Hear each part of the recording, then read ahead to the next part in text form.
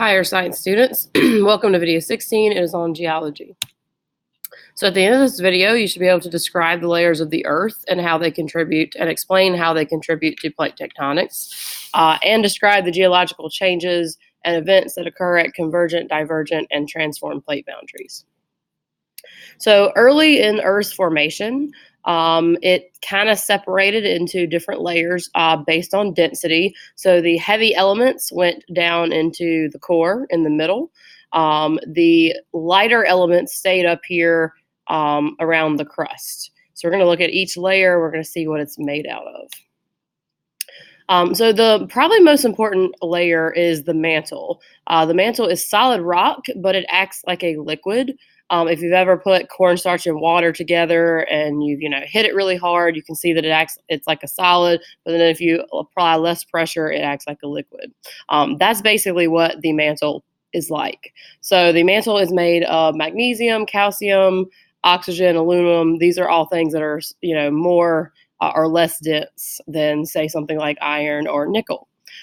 Within the mantle, the upper portion is the asthenosphere. So that's right here. And that is kind of a plastic, flowy material.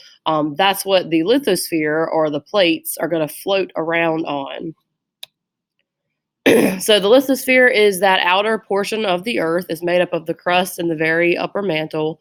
And that is the thing that's floating on the asthenosphere. So when we say that there's transform boundaries, convergent or divergent boundaries. The boundaries themselves are the plates, and they're floating along the asthenosphere.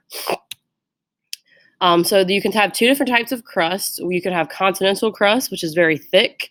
It's less dense than ocean crust, which is why it sits up higher in the mantle material.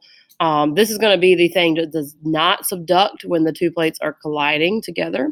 Your ocean crust is going to be very dense. It's a lot younger, as we talked about in class. It's going to be slightly higher in things like iron and magnesium, which is why it's more dense. So when these two things interact and come together, the ocean crust is going to be what goes underneath.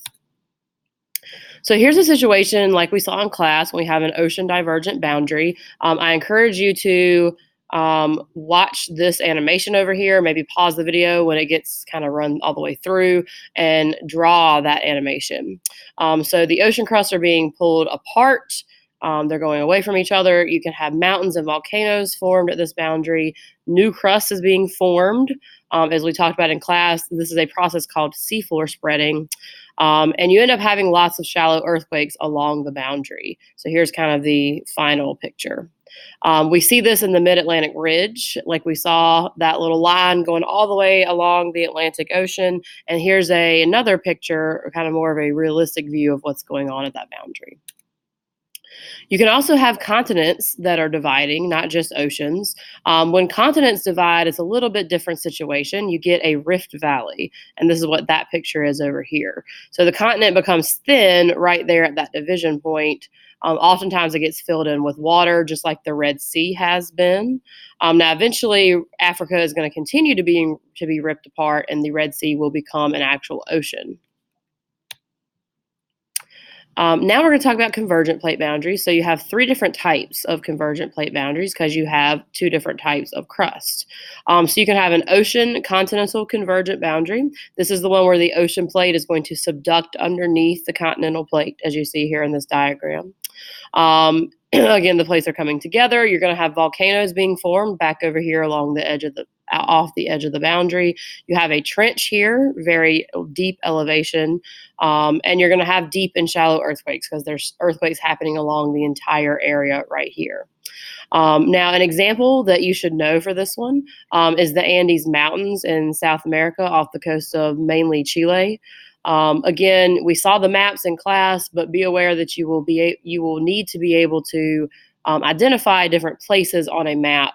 I might put, it might be like A is the Mid-Atlantic, B is Japan, C is the Andes Mountains, and you need to be able to say what type of boundary is happening at those places. So here's another place where we're having an ocean continent converge boundary. This is an older one because we're also having a transform boundary here currently, but this is how the Sierra Nevada mountains were formed originally. So you can have an versus ocean convergent boundary. This is when we looked at the Aleutian Islands in Alaska in class. So this is two ocean plates are colliding. The exact same thing is happening. So you get all of those features that you had in an ocean continental boundary. The difference is now you have something called an island arc, which is basically volcanic islands that are situated along the boundary. So we said the Aleutian Islands are an example. You also should know that Japan is an example of an island arc as well, the entire country. The last thing we could have is a continental convergent boundary. This is one we didn't talk that much about in class, but this is when two continental plates collide. And neither one is really any more or less dense than the other. So instead of subduction, you end up getting this pile on of mountains. So one will slightly go under the other, but it's not really a subduction zone. It's just going to be this pile up of a mountain chain. And this is what the Himalayan mountains are. So here's an animation showing you basically how the Himalayan mountains would have been formed. Oh, there we go. So India was basically moving towards Asia that is still happening today, and you end up just getting this pile of continental crust, which forms a very large mountain chain. So Mount Everest is the highest mountain in the world. It is still growing, just like we talked about in class. So again, if you could, if you climb up it now, it'll be different than if you climbed it in 50 years. And finally, we have a transform boundary. This is when plates are sliding horizontally past one another. So here's our famous San Andreas Fault out in California. The main thing you should know about this is that pretty much earthquakes are the only thing that you're going to see as features at these boundaries.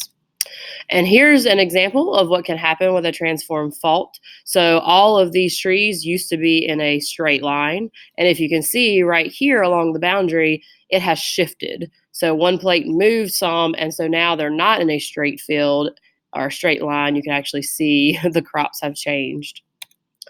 Okay, so that's it. Bring your questions to class.